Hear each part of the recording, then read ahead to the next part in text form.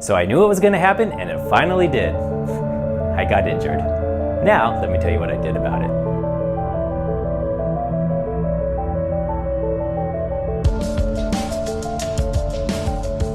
Well, hello everyone, welcome to Running Otaku. I am the Running Otaku, and this is episode 19, Hamstrung. Why is it called Hamstrung? It's an easy one. It's because I injured my hamstring.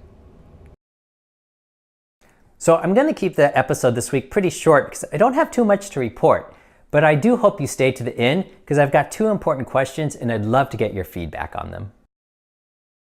So just like I predicted at the start of this training cycle 2 months ago, two things would happen. One, I would get sick, which I did, but it was no big deal. I just ran right through it. And number two, I would get some kind of minor injury. And yes, that happened just in this last week. You see, I had that 15K about 10 days ago, and I ran. I felt great, no problems during the race. The next day, I ran an hour and no real problems. But the day after that, both of my hamstrings started to flare up. My left one, maybe only a 3 out of 10 on the pain scale, no big deal. But the right one was an 8 out of 10, and I knew something was pretty wrong. For runners, the problem with injuries are we just tend to run through it, right? Every day in our training, we always experience a little bit of discomfort. And part of being a runner is learning to be comfortable with that discomfort. And it's okay in some circumstances, but in others, it's really not. So it's really important for us to understand if we're just a little bit sore or if we're really injured. Now, in this case, I didn't think the injury was that bad. And so there's really kind of one of two paths to go. One is to try and run through it, or the other is to rest.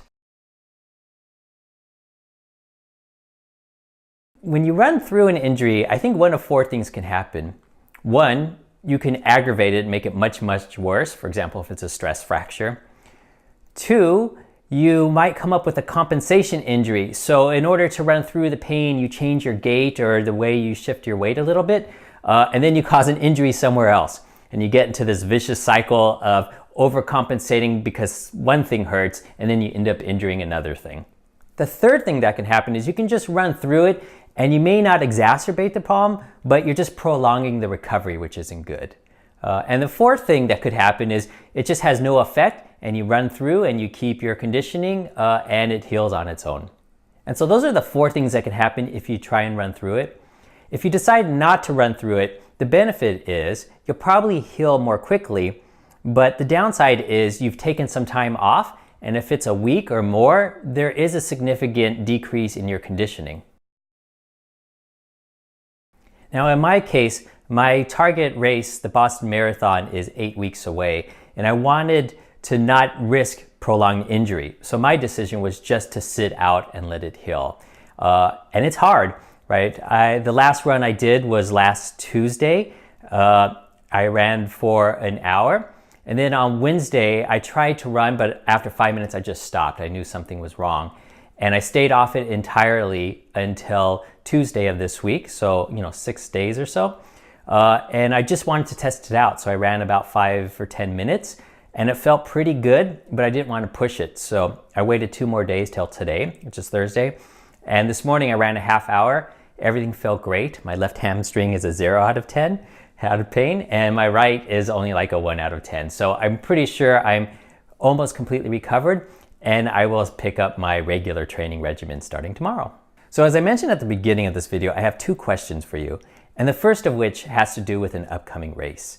You see, my main race is the Boston Marathon, as you know, which is the middle of April, which is 7.5 weeks from now. But 4 weeks before that, I've got another 15K race with my running club.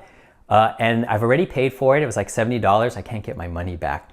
My question to you is, what should I do? And I think I have 4 options here. You see, the course has a steep uphill and a steep downhill, and I'm a little bit worried that my injury to the hamstring was because the last race I did had a long, steep downhill. But anyways, here's the 4 choices that I have, and I want to hear what you think I should do. 1, just go ahead and race it. It's great conditioning, and my injury may not have been caused by the downhill or was some kind of fluke. 2, go ahead and race the flat and the uphill part because it would be a great conditioning. I don't think I'll injure myself, And it might give me a little bit of confidence because I can race hard and maybe run a little faster than I normally would and stick with the guys that are way ahead of me normally. And then just use the downhill part to run at my marathon pace to practice for Boston, because Boston does have the first 5K is a pretty good downhill, so it might be good practice. 3, just jog it so I don't get tempted to race too hard and just enjoy it since I already paid. Or 4, just stay away from it entirely because I might get stupid and run too hard and injure myself again. So those are the 4 choices. What should I do? Go ahead in the comments and let me know if I should choose 1, 2, 3, or 4. Okay, so that was my first question. My second question has to do with my upcoming training cycle. You see, so once the Boston Marathon ends in the middle of April, I'm gonna take probably a week or so off and then go right back into hard training. And my next target race is gonna be the end of July, and it's a 5K, so something totally different.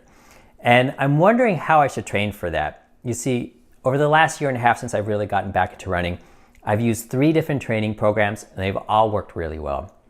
The first was using a power meter and the Jim Vance training book. So it was all power based, and I cut my marathon PR from something like 3:28 to 3:09, so super successful.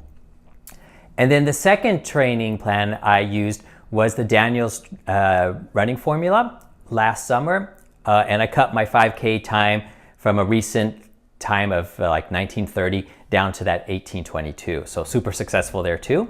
And now I'm using the Tin Man training program, and I feel like I'm in really good shape. I guess the proof will be in the pudding in a few weeks when I do run the Boston Marathon. But anyways, the question I have for you is, I've been thinking about doing the next training cycle as something much more organic. So just using like a $20 digital watch just to keep track of time. So no power, no GPS, write my own training plan, because I think over the last year and a half, I figured out what works for me and what doesn't. So that's it, just a yes or no for question number 2 on whether or not you'd like me to train in this kind of organic way. I'd love to hear what you guys think. Go ahead and put your comments down in the section here below the video, and I'll take it into consideration as I plan for this summer. Okay, so that's it for today. If you like what you saw, go ahead and click the like button. If you really like what you saw, then please click subscribe and the little bell right next to it. That way you'll be instantly notified every time I upload a new video. And you can follow me on my progression as I try and set a lifetime PR and finally go sub-3 at the Boston Marathon this April 15th. So that's it for today, and we'll see you all next time. Bye-bye.